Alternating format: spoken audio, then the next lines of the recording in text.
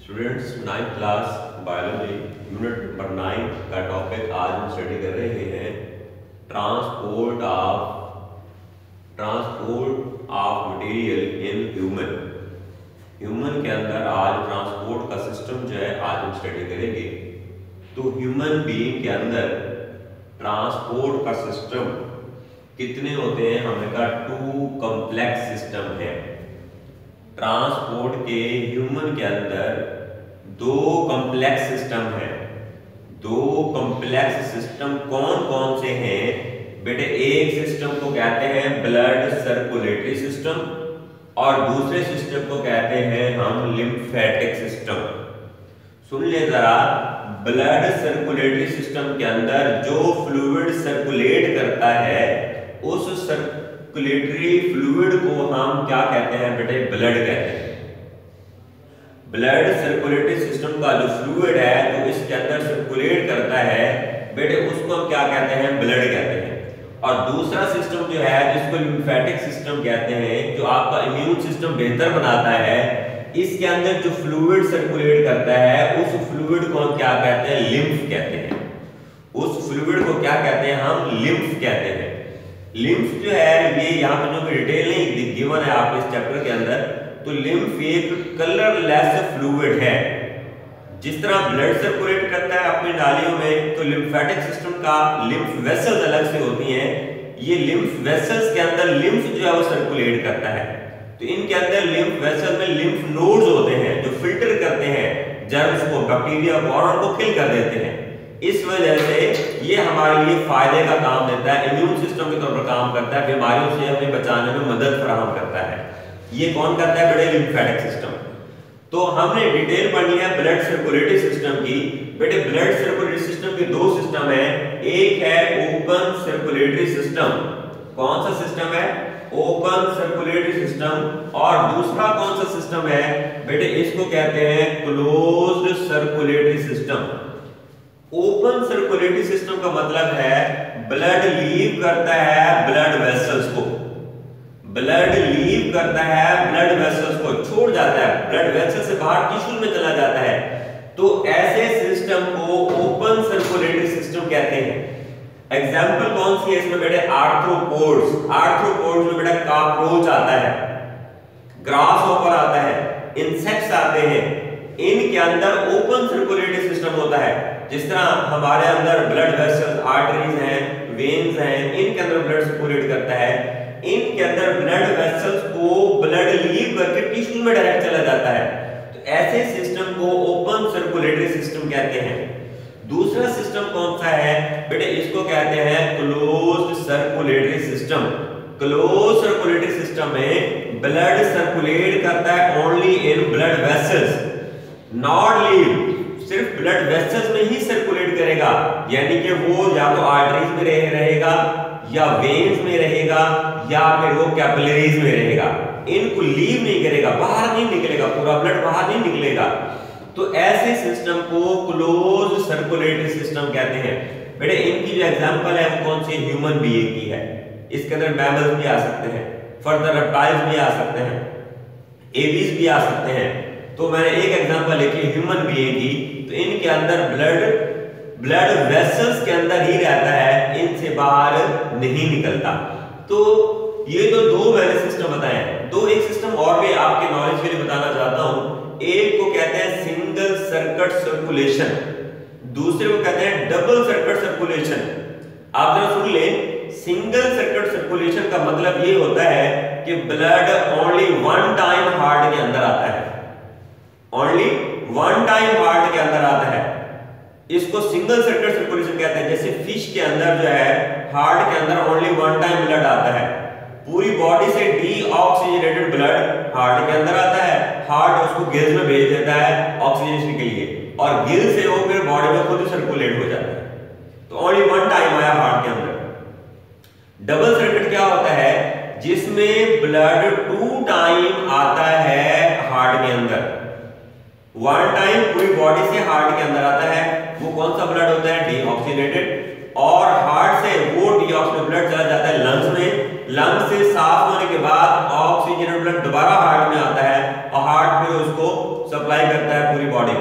तो 2 टाइम आया, एक time deoxygenated and second time oxygenated.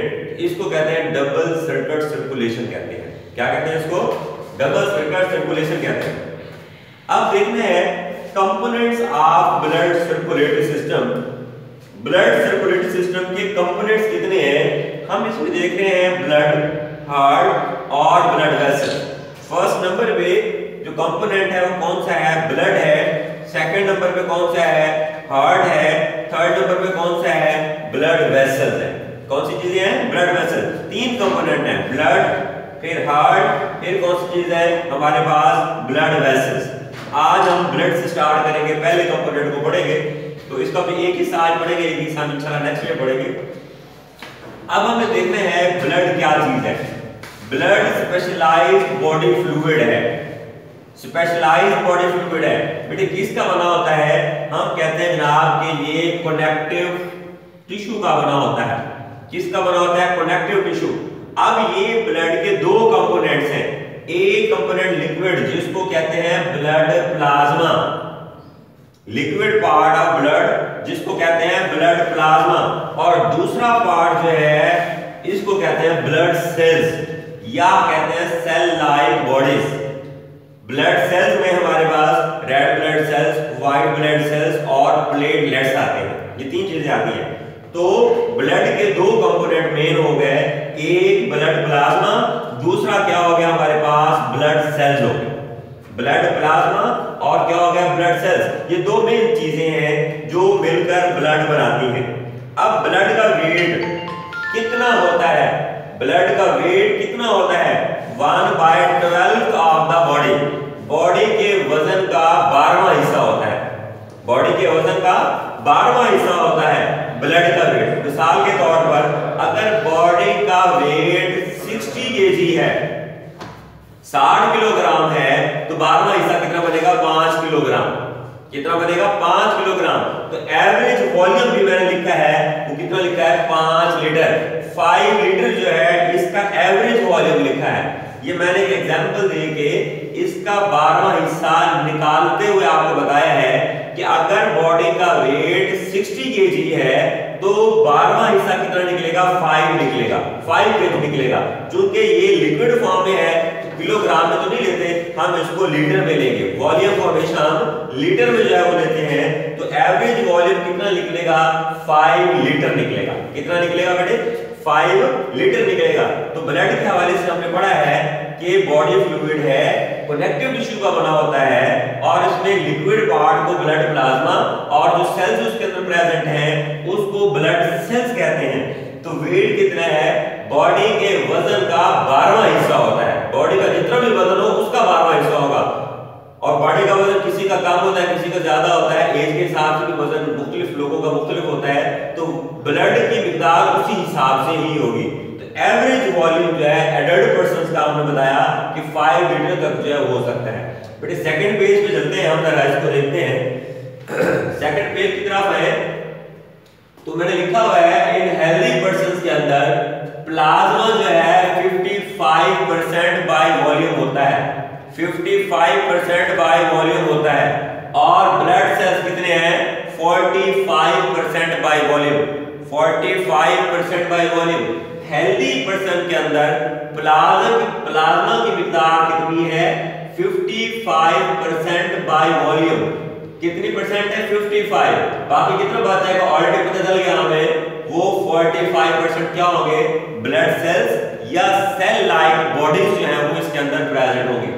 अब हमने देखना है, ये तो कंपोजिशन बता दी, वेट बता दिया, वॉल्यूम बता दिया, और उसके अंदर ब्लड के 2 पार्ट्स, प्लाज्मा का वॉल्यूम भी बताया और ब्लड सेल का वॉल्यूम भी हमने जो है वो बता दिया। अब हमने देखना है कि इसका फंक्शन क्या है।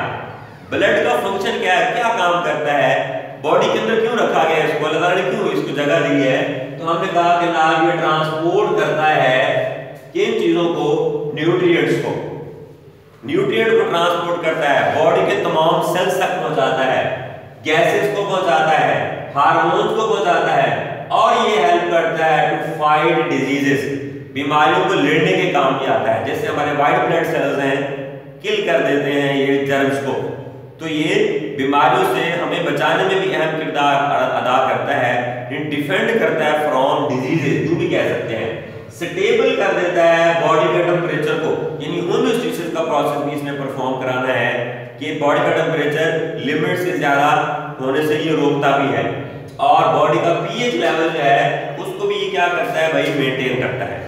बॉडी का पीएच जो है वो क्या करता है, ये मेंटेन करता है। तो आगे लिखेंगे हम इसका पीएच जो है वो कितना होता है। अब पहला कंपोनेंट है ब्लड प्लाज्मा, पहला कंपोनेंट है कौन सा बेटे, ब्लड प्लाज्मा। अब प्लाज्मा की कंपोजिशन देखेंगे कि प्लाज्मा है क्या, प्राइमरीली वाटर है, वाटर के अंदर मुख्तलिफ चीजें डिसॉल्व हैं। कौन सी चीजें डिसॉल्व हैं, हमने लिखा है यहाँ पर कि वाटर के अंदर प्रोटीन डिसॉल्व है, वाटर के अंदर डिफरेंट साल्ट्स डिसॉल्व है, आयन डिसॉल्व है, मेटाबोलाइट्स डिसॉल्व है, और डिफरेंट टाइप्स ऑफ वेस्ट जो है वो इसके अंदर डिसॉल्व होते हैं। तो इन सारी चीजों का मजमूआ किसके अंदर है, वाटर के अंदर है। तो ये सारा क्या बनाता है बेटे, ब्लड प्लाज्मा बनाता है। तो जरा देखें, हमने कहा ब्लड के अंदर, ब्लड प्लाज्मा के अंदर वाटर में प्रोटीन, साल्ट्स, आयंस, मेटाबोलाइट्स और मेटाबोलाइट्स एंड वेस्ट ये क्या होते हैं बेटे, डिसॉल्व होते हैं। अब दो मेन चीजें हैं, एक है वाटर, दूसरा ये सारे डिसॉल्व थिंग्स हैं। वाटर की परसेंट 90 से 92% है, 90 से 92% है, और ये सारी जो डिसॉल्व सब्सटेंसेस हैं ये 8 to 10% है, 8 to 10% है। अगर ये 90% होंगे तो ये 10% होंगे, अगर ये 92% होंगे तो फिर ये कितने परसेंट होंगे भाई, 8% होंगे। इसीलिए इन दोनों में हमने एक रेंज रखी हुई है। तो फर्स्ट पार्ट में हमने 60 को देख लेना है। 60 जो है ये कितने परसेंट है, 0.9%। कितने परसेंट है, 0.9% बाय वॉल्यूम। तो मोर देन 2/3, 2/3 से ज्यादा जो है इसकी अमाउंट का वो कौन सा साल्ट है, इसको कहते हैं सोडियम क्लोराइड। सोडियम क्लोराइड जिसको टेबल साल्ट हम कहते हैं, जिसको टेबल साल्ट कहते हैं। 0.9 में से हमने कहा मोर देन 2/3, 2/3 से ज्यादा हिस्सा सोडियम क्लोराइड का होता है। साल्ट बाइकार्बोनेट्स के कंसीडरेबल अमाउंट में हो सकते हैं, कुछ मिकदार में हो सकते हैं, मगर साल्ट कैल्शियम के, मैग्नीशियम के, कॉपर के, पोटेशियम के और जिंक के ये ट्रेस अमाउंट में होते हैं। ट्रेस अमाउंट का मतलब ये होता है कि बहुत कम मिकदार में होते हैं, जिनको मेजर करना बड़ा मुश्किल होता है, उसको कहते हैं ट्रेस अमाउंट में। साल्ट इनकी भी प्रेजेंट है, कैल्शियम के भी प्रेजेंट है, मैग्नीशियम के भी प्रेजेंट है, कॉपर के भी है, पोटेशियम के भी है, और किसके भी, जिंक के भी है। ब्लड की पीएच कितनी है, नॉर्मल पीएच हम बात करेंगे वो है बेटे 7.4। कितनी है, 7.4। इसकी भी एक रेंज होती है 7.35 to 7.45, 7.35 to 7.45। एवरेज निकाली है वो कितनी आई है, 7.4। एवरेज कितनी है, 7.4। ब्लड की पीएच एवरेज पीएच जो है वो कितनी है, 7.4 है। अब दूसरा कंपोनेंट कौन सा है हमारे पास, प्रोटीन्स का है। कौन सा बेटे, प्रोटीन्स का। प्रोटीन कितने परसेंट है भाई, 7 to 9%, 7 to 9%। अब उसमें एक प्रोटीन है जो एंटीबॉडी है, इसको हम एंटीबॉडी कहते हैं। एंटीबॉडी डिफेंड करती है बॉडी को, यानी कि ये भी जरासीम को, बैक्टीरिया को किल करने में अहम रोल अदा कर सकती है। या एंटीबॉडीज आपने सुना होगा आजकल जो हमारे पास वायरस आया हुआ है, कहते हैं ब्लड प्लाज्मा डोनेट कर दें। तो जो कि ब्लड प्लाज्मा क्यों कहते हैं डोनेट कर दें, क्योंकि उसके अंदर ऐसी एंटीबॉडीज पैदा हो चुकी होती हैं जो उस वायरस को किल करने के लिए काफी होती हैं, या उसको किल कर सकती हैं। इस वजह से हम कहते हैं प्लाज्मा जो है डोनेट कर दें उस पेशेंट को, ताकि एंटीबॉडीज ऑटोमेटिकली उसके अंदर डोनेट हो जाएंगी, तो ये एंटीबॉडीज उसको वायरस को किल करने में कामयाब हो जाएगी, और वो बंदा जो है वो बच जाएगा, उस बीमारी से सेहतयाब हो जाएगा। दूसरी प्रोटीन का नाम लिखा है, इसको कहते हैं फाइब्रिनोजेन। फाइब्रिनोजेन को ब्लड क्लॉटिंग प्रोटीन कहते हैं। ब्लड क्लॉटिंग प्रोटीन ये ऐसा नहीं है कि सर्कुलेट करते हुए ब्लड को क्लॉट करना शुरू कर देगी। जब ब्लड हवा में आएगा, यानी कट लगता है, ब्लीडिंग होना शुरू होती है, तब ये उसको क्लॉट करने में मदद देती है फाइब्रिनोजन। अगर ये प्रेजेंट ना हो, अगर ये प्रेजेंट ना हो, कट लग जाए तो क्लॉट नहीं बनेगा, सीलिंग नहीं होगी, तो वहां से ब्लीडिंग होती रहेगी, इवन कि सारा ब्लड जो है वो बाहर निकल जाएगा अपनी बॉडी का, तो जिससे बॉडी जो है उसकी डेथ भी वाकई हो सकती है। तो इसका होना बहुत जरूरी है। क्लॉट बनेगा एट द वाउंड, जिस जगह पर इंजरी हुई है, जख्म हुआ है, वहां पर इसने बेटा क्या कराना है, क्लॉट बनाना है। किसने? फाइब्रिनोजन ने। फाइब्रिनोजन को क्या नाम देते हैं? Blood clotting protein. क्लॉट का मतलब खून का जम जाना, खून का लोथड़ा बन जाना। एक और प्रोटीन का नाम है, इसको कहते हैं प्रोथ्रोम्बिन। प्रोथ्रोम्बिन एक्ट करती है एज कैटलिस्ट, किसके लिए? In blood clotting process. Blood clotting process में कैटलिस्ट के तौर पर काम करती है, यानी कि उसको क्लॉटिंग के प्रोसेस को इंक्रीज करती है, बढ़ाती है। ये भी प्रोटीन है, इसका नाम है प्रोथ्रोम्बिन। एक और प्रोटीन का नाम लिखा है, इसको कहते हैं एल्ब्यूमिन। एल्ब्यूमिन मेंटेन करती है वाटर बैलेंस को। वाटर बैलेंस को क्या करती है? मेंटेन करती है। क्या नाम है इसका? एल्ब्यूमिन। एक और भी प्रोटीन होती है, उसको एंटीजन कहते हैं, मगर वो ब्लड प्लाज्मा में नहीं होती, वो रेड ब्लड सेल के ऊपर होती है। एंटीजन प्रोटीन जो है वो रेड ब्लड सेल के ऊपर होती है, और एंटीजन की बुनियाद पर हम ब्लड ग्रुप्स बनाते हैं। एंटीजन की दो टाइप होती है, एंटीजन ए, एंटीजन बी। उसकी बुनियाद पर हम blood group A, blood group B, blood group A B, blood group O का नाम जो है हम उसको देते हैं। प्लाज्मा का काम हार्मोन को ट्रांसपोर्ट करना भी है। डिफरेंट टाइप्स ऑफ हार्मोन्स, चाहे वो एंडोक्राइन के हो, चाहे वो एक्सोक्राइन के हो, उनको भी ट्रांसपोर्ट कौन करता है? प्लाज्मा करता है। यानी हार्मोन को भी इसने ट्रांसपोर्ट करना है, अपने टारगेट एरिया तक पहुंचाना है। प्लाज्मा क्या कहता है? अमोनिया को कहां ले जाता है? लीवर, जिगर के पास ले जाता है। लीवर क्या करता है? उस अमोनिया को कन्वर्ट करता है लेस टॉक्सिक फॉर्म में। लेस टॉक्सिक फॉर्म कौन सी है बेटा? यूरिया। लेस टॉक्सिक फॉर्म कौन सी है? यूरिया।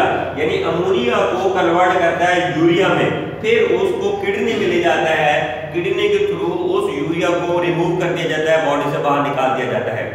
अमोनिया को टेरेस्ट्रियल ऑर्गेनिज्म डायरेक्टली अपनी बॉडी से बाहर रिलीज नहीं कर सकते, सिवाय एक्वाटिक ऑर्गेनिजम्स के।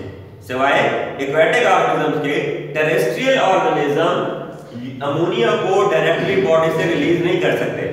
पहले अमोनिया को कन्वर्ट करेंगे लेस टॉक्सिक सब्सटेंस यूरिया में, फिर किडनी के थ्रू उसको बॉडी से बाहर रिमूव कर देंगे। आखिरी इसका लिखा है नंबर 5 पे, ट्रांसपोर्ट करता है रेस्पिरेटरी गैसेस को। रेस्पिरेटरी गैसेस में कार्बन डाइऑक्साइड है, और कौन सी चीज है भाई? हमारे पास ऑक्सीजन है। इसको भी ट्रांसपोर्ट करने में इंपॉर्टेंट रोल प्ले करता है। ऑक्सीजन को ये कम मिकदार में करता है, ऑक्सीजन को ज्यादा मिकदार में रेड ब्लड सेल ट्रांसपोर्ट करते हैं। ऑक्सीजन को ज्यादा मिकदार में रेड ब्लड सेल ट्रांसपोर्ट करते हैं। ओवरऑल हम लिख देते हैं कि ये ट्रांसपोर्ट कर सकता है रेस्पिरेटरी गैसेस, कौन सी? कार्बन डाइऑक्साइड, और कौन सी हमारे पास है? ऑक्सीजन है। तो ये हमने आज ब्लड प्लाज्मा को पूरा पढ़ा है, और नेक्स्ट लेक्चर में इंशाल्लाह हम जो है वो ब्लड प्लाज्मा के साथ दूसरा कंपोनेंट कौन सा था? ब्लड सेल्स थे, red blood cells, white blood cells और प्लेटलेट्स। ये इंशाल्लाह हम नेक्स्ट लेक्चर में पढ़ेंगे। थैंक यू जी, अस्सलाम वालेकुम व रहमतुल्लाह।